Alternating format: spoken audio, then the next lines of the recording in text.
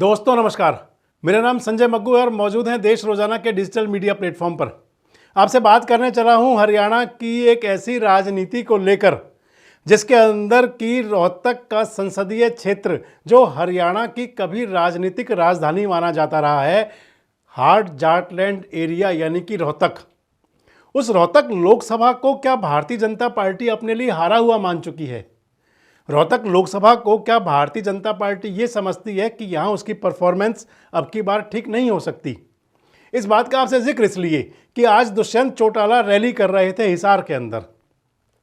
दुष्यंत चौटाला यानी कि हरियाणा के पूर्व उप मुख्यमंत्री और गठबंधन सरकार के पहले प्रमुख सहयोगी, आज गठबंधन से दूर हो चुके दुष्यंत चौटाला, जिन्होंने गठबंधन से दूर होकर एक पहली रैली करी अजय सिंह चौटाला के जन्मदिन पर हिसार के अंदर।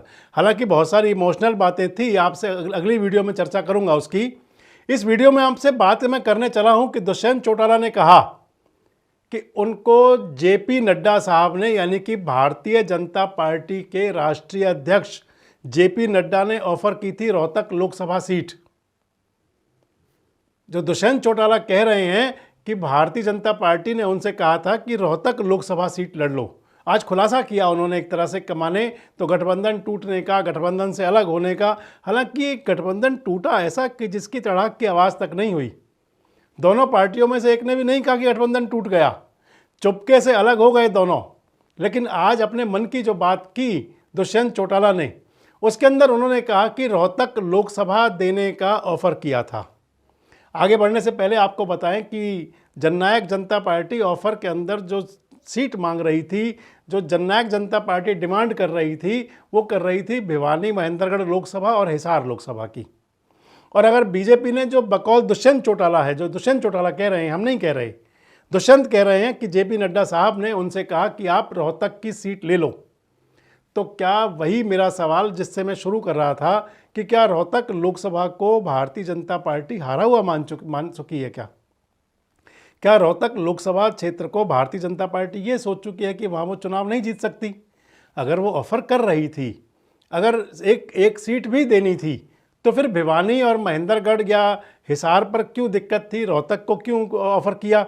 वैसे राजनीतिक क्षेत्रों में ये चर्चा भी चली कि जननायक जनता पार्टी के लिए सिरसा की सीट ऑफर कर सकते हैं। लेकिन आज भरे मंच से दुष्यंत चौटाला ने जो कहा कि रोहतक लोकसभा सीट ऑफर की थी, तो मेरा मुद्दा भी वही है कि क्या भारतीय जनता पार्टी को लगता है कि वो रोहतक लोकसभा सीट नहीं जीत सकते?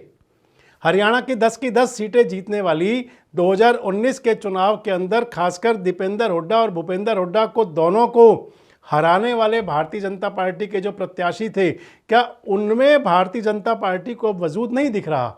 क्यों भारतीय जनता पार्टी को ऐसा लगा कि रोहतक की सीट, जो कि दुष्यंत चौटाला कह रहे हैं उन्हें देने का ऑफर था, तो क्यों लगा बीजेपी को कि दे दी जाए?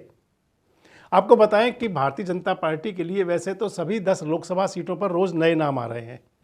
कौन प्रत्याशी होगा कुछ कहा नहीं जा सकता, क्योंकि बीजेपी के जो फैसले होते हैं वो होते भी ऐसे हैं कि कुछ पता ही नहीं चलता किसको क्या कर दें। चाहे वो पहले 3 राज्यों के विधानसभा चुनाव के बाद में मुख्यमंत्री का चेहरा चयन की बात रही हो, और चाहे कल फिर एक झटके में मनोहर लाल जी को झटका देते हुए नायब सैनी को लेकर आया गया हो। अब मनोहर लाल जी के लिए झटका क्यों है, आपसे अगले वीडियो में वो भी चर्चा करूंगा। लेकिन इस वीडियो में बात रोहतक की। हरियाणा का जाटलैंड, डॉक्टर मंगल सेन, जो भारतीय जनता पार्टी के हरियाणा के पुरोधा रहे, उनकी कर्मभूमि वो रोहतक, जहां से कि बीजेपी ने अब की बार 2019 के चुनाव में दीपेंद्र हुड्डा को हरा दिया।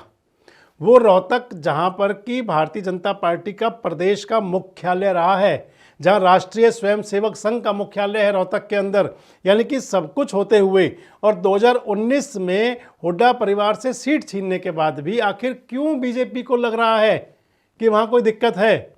और बड़ी बात यह कि बीजेपी खासकर रोहतक के लिए रोज़ नए नाम आते हैं। आपने सुना होगा कभी बालकनाथ जी का नाम आया, बाबा बालकनाथ, जो आजकल राजस्थान के एमएलए हैं, उनका नाम चला, आपने सुना होगा पहले। उससे पहले आपने सुना होगा तो नाम चला रणदीप हुड्डा का, जो क्रिकेटर हैं। उससे पहले आपने नाम सुना तो एक बार जनरल लेफ्टिनेंट सुहाग का नाम भी आया था। और अब बात ये आ गई कि बीजेपी ने ऑफर की थी सीट दुष्यंत चौटाला को, जो दुष्यंत चौटाला कह रहे हैं। हरियाणा की जो रोहतक की लोकसभा सीट है, ये मान ले तो राजनीति का एक बड़ा अड्डा है, बड़ा गढ़ है। राजनीति को काफ़ी हद तक रोहतक से चलाया और संभाला जाता रहा है। कहा जाता रहा है कि रोहतक से जो राजनीति करते हैं वो बड़े नेता बनते हैं। चौधरी देवीलाल ने भी रोहतक जिले को अपनी कर्म भूमि बनाया था। भले ही वहाँ से वो शिफ्ट बाद में जींद और हिसार भी परिवार हुआ, लेकिन रोहतक से खुद चौधरी देवीलाल एमपी रहे और खुद चौधरी देवीलाल और ओम प्रकाश चौटाला महम से चुनाव लड़ते रहे, विधायक बने। बाद में जब महम कांड हो गया और जब चौधरी देवीलाल से रोहतक के लोग नाराज़ हुए तो फिर उन्होंने रोहतक लोकसभा छोड़ी और 2019 के चुनाव में भूपेंद्र सिंह हुड्डा परिवार से बीजेपी ने रोहतक की लोकसभा सीट छीन ली। हालांकि 2014 के अंदर तो भूपेंद्र सिंह हुड्डा और दीपेंद्र हुड्डा अपना गढ़ बचाने में कामयाब रहे थे। दीपेंद्र हुड्डा चुनाव लड़े थे, 2014 में लोकसभा का चुनाव जीत गए थे। 2014 में जो टिकट मिला था ओम प्रकाश धनखड़ को, वो चुनाव हार गए थे। और अब जब 2024 की तैयारी है और 2024 के अंदर राम रथ के लहर पर सवार है बीजेपी।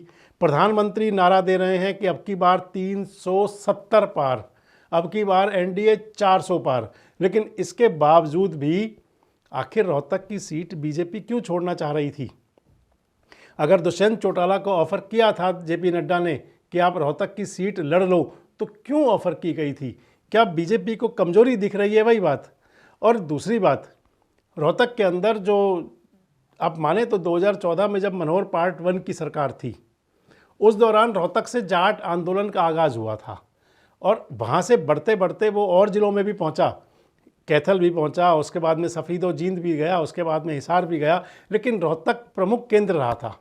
और उसके बाद माने तो जाट और नॉन जाट की राजनीति को आपने उस समय नारे सुने होंगे 35 वर्सेस 1, यानी कि जो बीजेपी ने चलाया।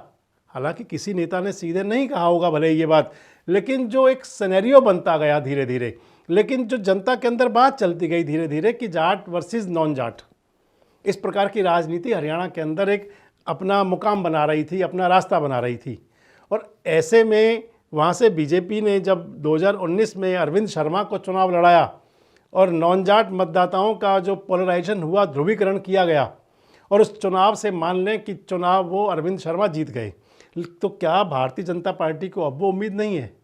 क्या बीजेपी को ये लग रहा है कि उनके प्रति हरियाणा के अंदर, रोहतक के अंदर कोई नाराज़गी है? क्या यही सोच करके रोहतक की सीट देना चाह रहे थे दुष्यंत चौटाला को?